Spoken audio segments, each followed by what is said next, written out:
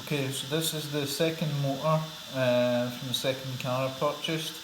After the rotor exploded on the first car, I decided to go and check the motor on this one, and basically realised that not only the drive-in bearing was damaged, but also there's a groove in the rotor shaft.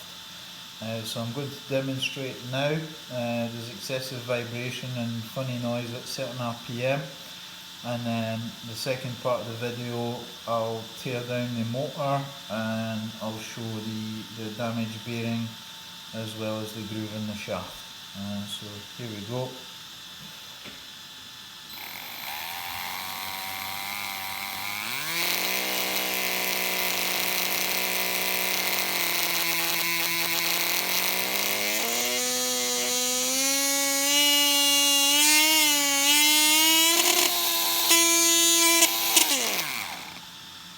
Okay, so